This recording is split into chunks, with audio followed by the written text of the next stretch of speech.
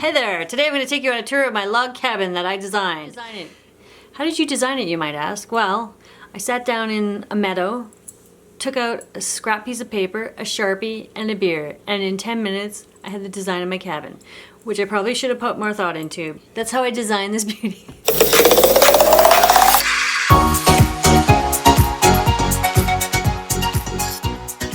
I thought I'd give a little tour of my cabin and a little bit of history about me and how I ended up here. So basically, I've been here in the Yukon about 20 years. I've been living in log cabins the whole time. Little cabins, little crappy cabins, nicer cabins, mediocre cabins, cabins without running water. Well, none of them have had running water, now that I think about it. But some have been off-grid, some have been on-grid. I've basically lived in a lot of different types of cabins. Kind of out in the boonies. And why? Because that's what I like. You may ask why. Why do I like that? Well, that's a good question, folks. Yeah, this lifestyle's not for everybody. I think when I was just a kid, I was always really interested in, wilderness and cabins, and we went fishing and hunting and camping, all that kind of stuff. Our family did a lot of that, so I think that really piqued my interest in it and led to kind of a lifelong love of being out in the woods. I remember we used to drive through the, farmlands and stuff. I grew up in Alberta, and we'd drive around and I'd see these little crappy rundown cabins, broken down, half falling over, and I'd just look at them longingly, and it became a running joke where my mom would be like, "Hey, Stacey, there's your new home. There's your future home." It's a log cabin. I'd be like, "Yes, yes, please. That could be my home." It's this little crappy cabin in the middle of nowhere. I don't know where it came from, but it's kind of always been deep down inside of me. So, it wasn't too big a deal to not have running water and stuff. You get used to it after a while. You get used to having an outhouse. It's no big deal up here. Everybody kind of accepts it, unless you're townies who never get out of town. Everybody kind of is aware of outhouses and uses them once in a while anyways. They're not surprised to find out that you have one. Whereas other places, bigger cities, you go and people are look at you like you're some backwoods hillbilly with an outhouse. So yeah, I was in that cabin, small cabin for a couple years without power. And then my landlords ended up getting power for me. And I think I got a internet line eventually too, and then I felt connected to the world. One really funny story when I wasn't connected to the world was when there was a earthquake here. There was an earthquake and I was outside, as I do, weird jobs. I was digging a line. I think I was digging the line for the phone or something like that. Anyways, I'm digging a hole in a trench digging a trench in the middle of summer, and all of a sudden the ground starts shaking and I start wobbling, and I thought I was having a brain aneurysm. But what really happened was I found 3 days later, when I went to town and actually connected with people, I found out there was an earthquake. So it wasn't me having a brain aneurysm, which was cool. I just thought I was overheating and stuff. But no, just an earthquake. So I'm connected, but I'm also not connected if I want to be. So there's people around, so I don't become a totally weird hermit type person. Which I really feared. I've met some interesting people who live in cabins in Alaska, in the Yukon, and you're you're a little quirky. You've been alone a little bit too long. So that's kind of been a deep down fear of mine, is being alone for a little bit too long and just becoming a weirdo who doesn't know how to talk to people. So maybe that's why I started this YouTube journey, because it gets me talking to people regularly. 2007, I put in that land application, and I came out here. I scouted out the property, and I came across this big, beautiful meadow that you've seen in all my photos and videos. I show it all the time because I love it. I've got a mountain view, and I was just kind of trudging through the woods, and all of a sudden came across this opening in the woods. It was just heaven looking at me going, "Hey, this is a little oasis in the middle of nowhere." And you would have never guessed that there was this big, open, beautiful meadow, from 20 feet into the trees there, because it's just so bushy all around.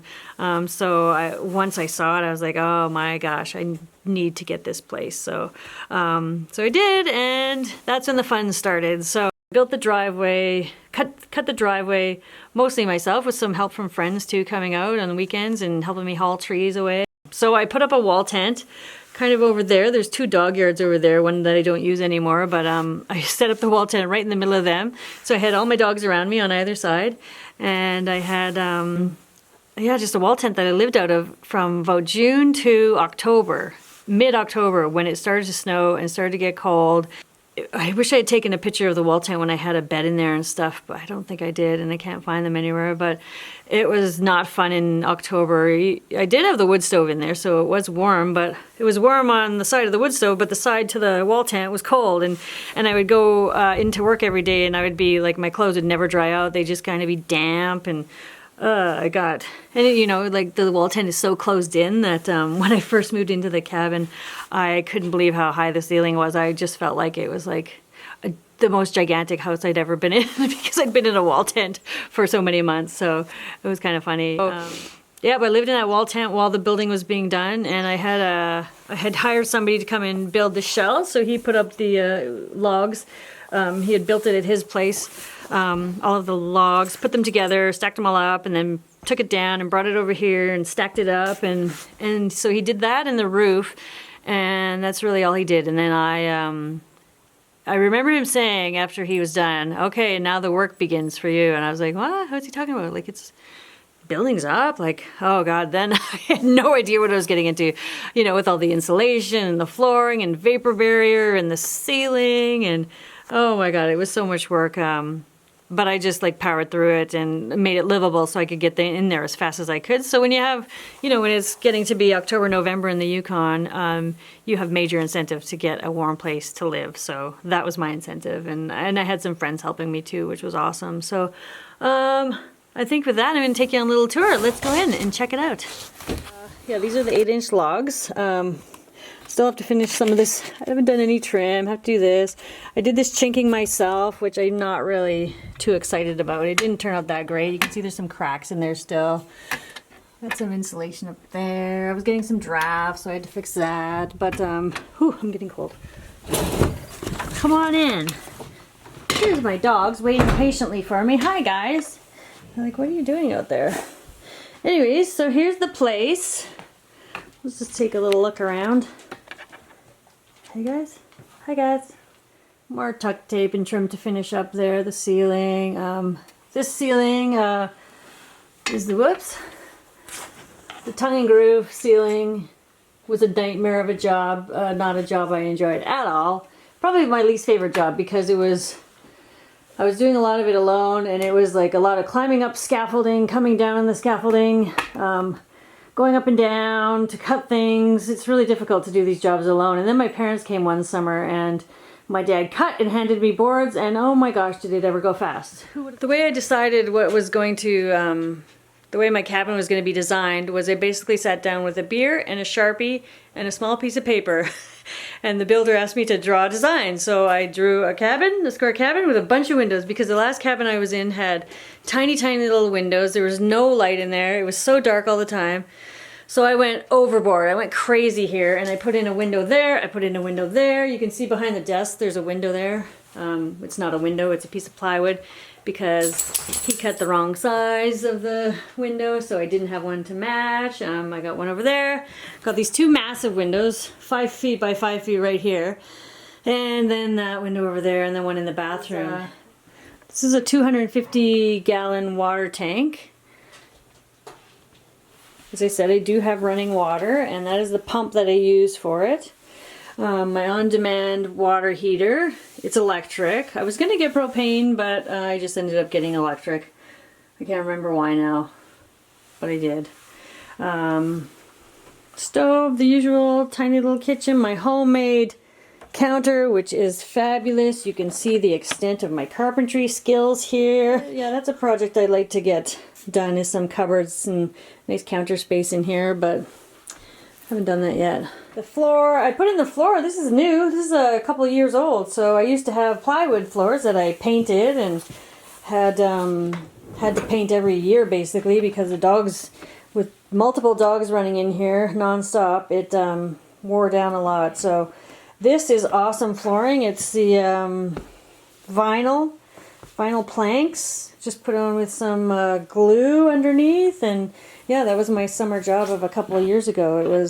It makes a huge difference when you have a nice floor.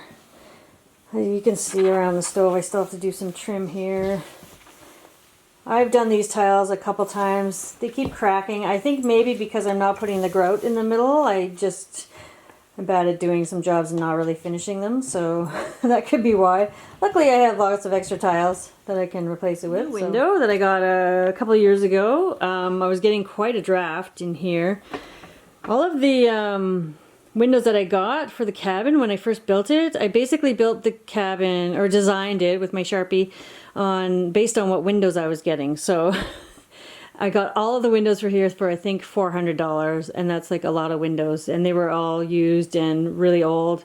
So right here it was very drafty, so I had to replace it eventually, and that was a job. This year I placed that window and my kitchen window because they're starting to rot out. I think you might have seen this one in previous videos.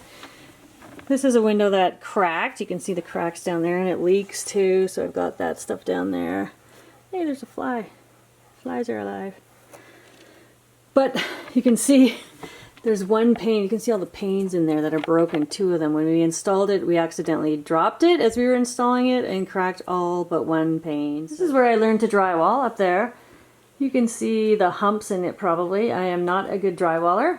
I found out it takes a lot of skill.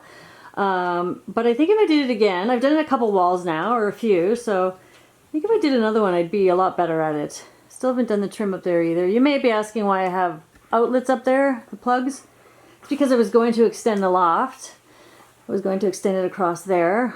I haven't really made up my mind yet on whether I want to do that or not, but I wanted to have those in there just in case I did use it or expand it.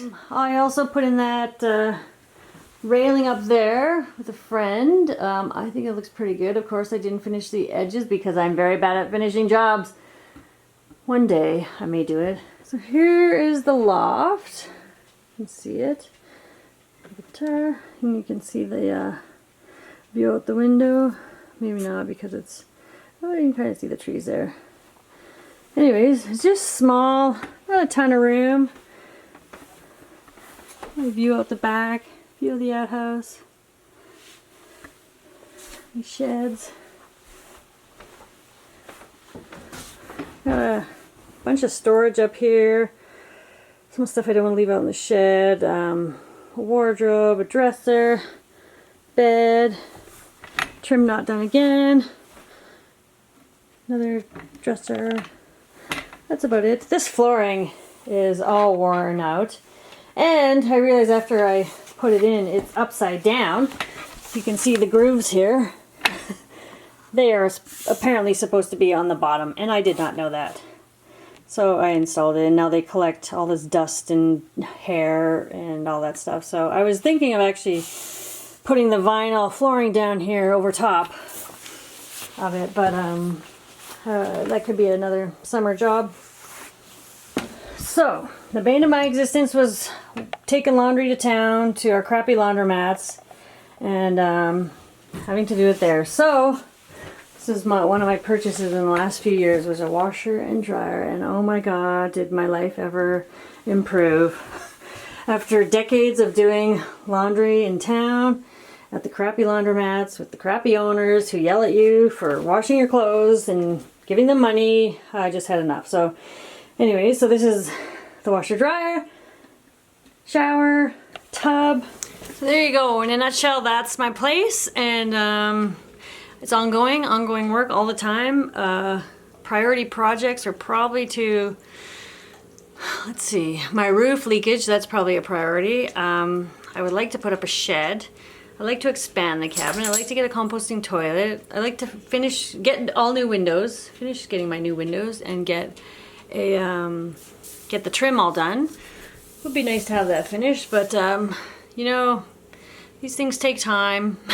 I've been here 12 years and they're still taking time. Sometimes you just get sick of doing projects, and you know, there's other stuff to do in the summer like kayaking and fishing and exploring the wilderness and enjoying the warm weather and walking dogs and swimming in lakes, cold lakes, but cold lakes nonetheless.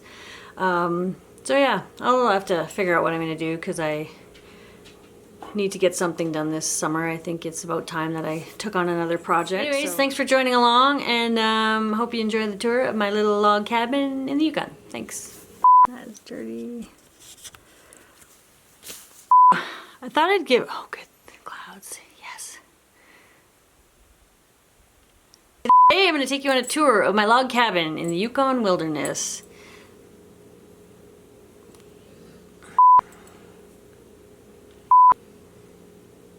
Welcome to my channel. Have you ever learned